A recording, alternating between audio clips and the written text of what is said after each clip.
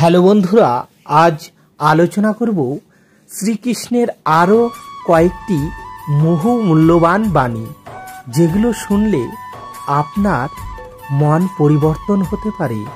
তাই ভিডিওটি প্রথম থেকে শেষ অবধি দেখুন। আর যারা এই চ্যানেলে নতুন, চ্যানেলটি সাবস্ক্রাইব করে পাশে থাকবেন।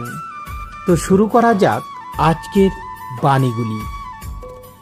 ঘোড়াকে যতই প্রশিক্ষণ করুন না কেন, তার মুখে তো লাগাম পরাতেই হবে।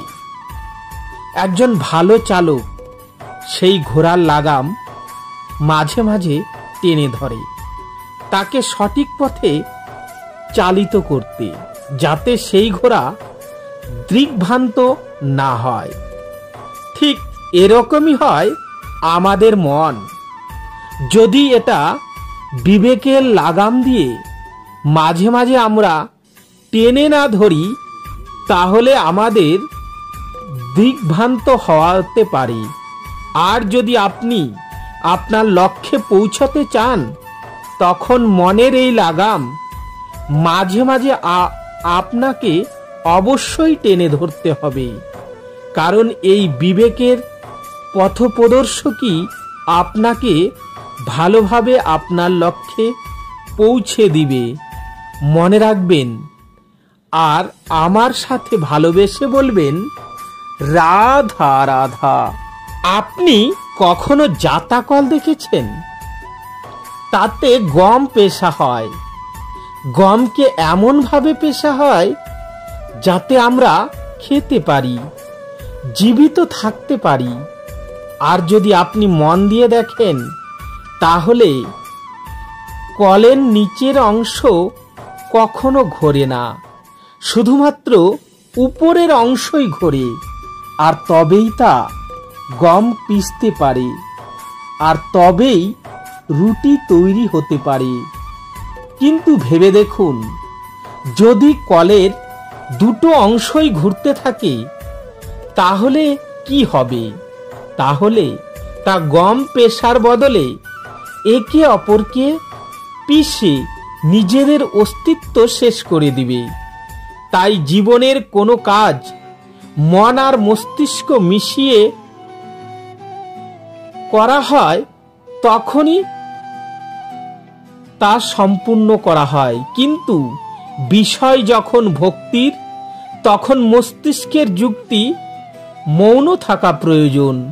আর যখন বিষয় হলো কর্ম আর ন্যায়ের, তখন মনের আবেগের মৌন থাকা প্রয়োজন। তাই মন আর মস্তিষ্কের সম্মিলনে সতর্ক থাকবেন। একসাথে অবশ্যই চলবে, তবে একে অপরের বাধা যেন না হয়ে দাঁড়ায়। রাধা রাধা। আমি একটা এমন শব্দ যার অনেকগুলি মানে হয়, যার আসল অর্থ হলো অহং। যদি আপনি কথা বলেন সৃষ্টির নির্মাণ নিয়ে, তাহলে আমি ব্রহ্মদেব হয়ে সৃষ্টির নির্মাণ করব। যদি আপনি কথা বলেন প্রলয়ের, তাহলে সেই আমি মহাদেব হয়ে বিনাশ করব। এই আমি সঙ্গতি পূর্ণ, কিন্তু ততক্ষণ যতক্ষণ আপনি এটা সবার সাথে ভাগ করছেন। কিন্তু আমরা বহুবার এর মানে বুঝতে পারি না। এই অহংকে সীমিত করে দিই একটা ব্যক্তি অবধি, শুধু নিজে। আর তখনই জেগে ওঠে অহংকার, যাতে প্রাধান্য পায় আমি, আমরা নয়। আর একজন ব্যক্তি একা না উৎপাদন করতে পারে, না করতে পারে সৃজন। এবারে দেখুন, বৃষ্টির এক ফোঁটা তারও অস্তিত্ব আছে, কিন্তু তা ধরিত্রীতে পড়লে সমাপ্ত হয়ে যায়। কিন্তু যখন ফোঁটাগুলি একসাথে পড়ে, তখন শুরু হয় বর্ষা, আর তখনই তৈরি হয় ধারা। রাধা রাধা।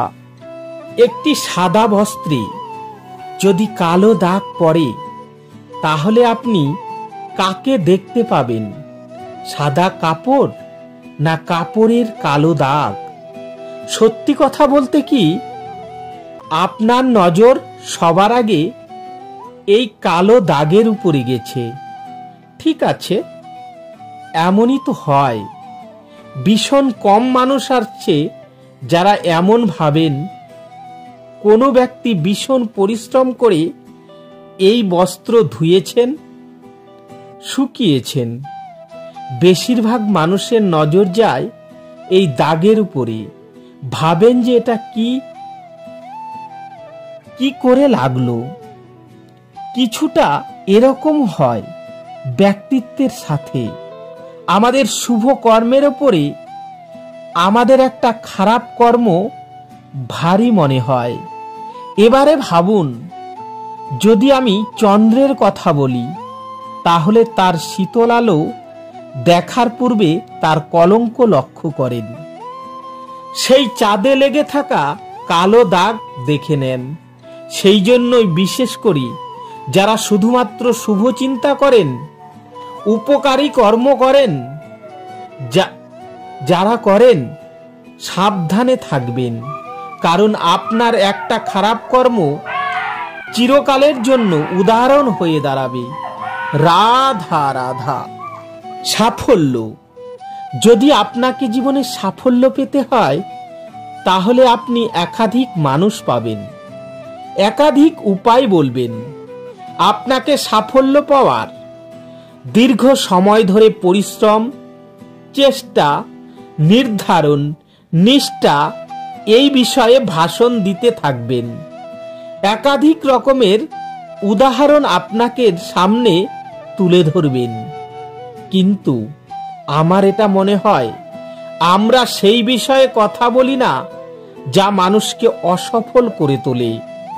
শুধু দুটো ব্যাপার মানুষকে অসফল করে তোলে। শুধু দুই ধরনের মানুষ বেশিরভাগ অসফল হন। প্রথম তারা যারা ভাবেন অনেক কিছু কিন্তু করেন না কিছুই, আর দ্বিতীয় তারা যারা অনেক কিছু করতে থাকে কিন্তু ভাবনা চিন্তা করে না। ভাবনা আর কর্ম এদের মাঝে সামঞ্জস্য রাখা খুব জরুরি। যদি এটা থাকে তাহলে জীবনে কখনো অসফল হবেন না। রাধা রাধা।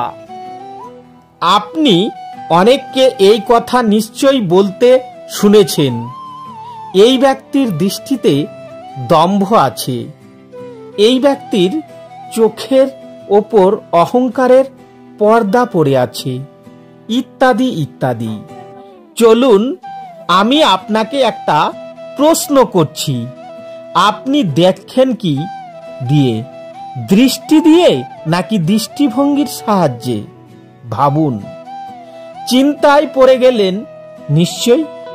দৃষ্টি যে কোনো বস্তুর বা যে কোনো ব্যক্তির বাইরের রূপটা দেখায়, যেখানে দৃষ্টিভঙ্গি আপনাকে সোজা আসল পরিচয়ের সাথে সাক্ষাৎ করে।